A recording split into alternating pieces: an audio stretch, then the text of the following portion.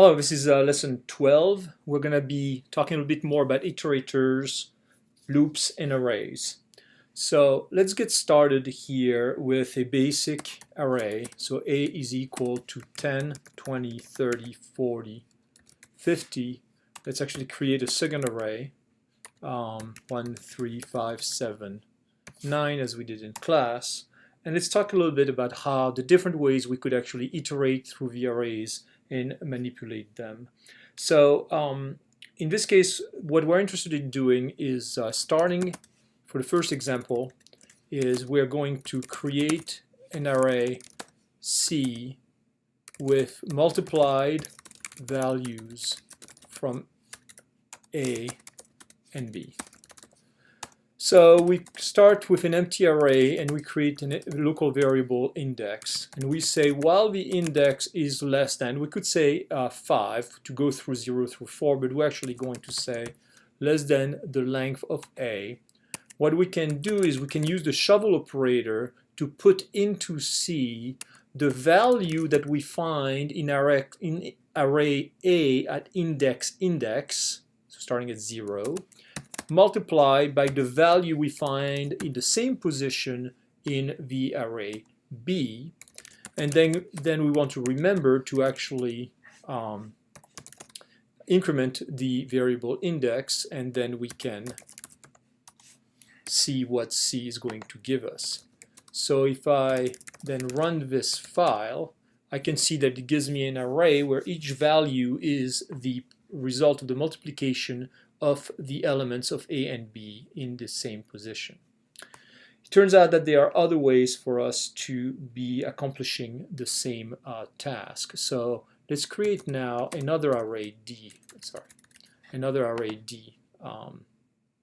And what we're going to do with D is that we're going to use an iterator in order to get through all the elements of the array. So we're going to use a range. We're going to say starting from 0 and going through a.length minus 1, so 0, 1, 2, 3, 4, dot each, so that will give us basically every value from 0 through 4 included. Then we're going to put this value in the local variable index. This is exactly the same thing we're doing in the while loop. And then this time in D, we're going to use the shovel operator. And again, we're going to say A of index times B of index. And now we don't have to actually increment index because the dot each will basically serve that purpose. So when we do that, and if we do puts d.inspect, we should also be getting the same result.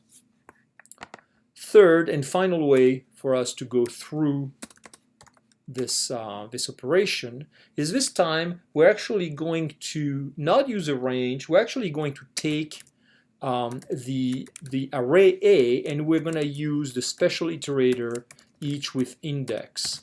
So what does that do? When you do a.each with index, what you're telling Ruby is you want two things for each iteration through the loop. The first one is the actual value that you find in the array A, which we will put in the local variable A underscore value. And you also want to keep track of the index as you go through the loop. So two local variables. So to demonstrate how this works, now we're going to use the shovel operator into the array A, but this time we're going to multiply A underscore value because we already have that value, and then we'll go grab the corresponding value from B. Again, no need to increment index, it's done automatically for us. And then when I do e.inspect, I should now get again the same array. Okay, let us now look at a more complicated example which has to deal with two-dimensional arrays or matrices, or in other ways to think about it, to think as a matrix as being is an array of arrays. And let's see how we would actually manipulate this. So I'm going to create a matrix, and in this case I'm going to have each row of the matrix being its own array, and you will notice that I'm separating each one of these rows with a comma because each array is its own element in the outer array. So let's play around with this a little bit and see what we get. What happens when I say put matrix of 0.inspect?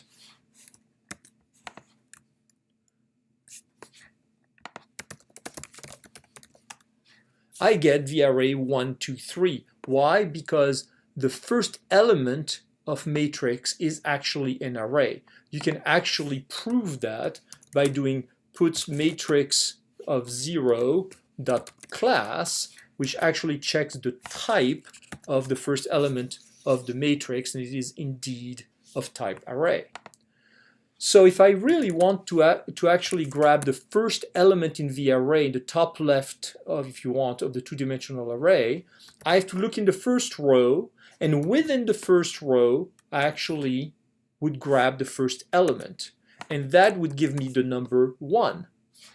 We've seen before with arrays that we can actually use first and last, so I could do something like this. Let's see what this gives us. So matrix.last.last would be the last element of the array, would be 9. Last.first would be the last subarray and the first element of the subarray, in other words, the number 7. How can I now print an array, a matrix on screen? Well, what I can do with that, I can do this. If I do a matrix.each do, we are going to iterate through every element of the matrix, and I mean every row of the matrix. Remember that row itself is an array.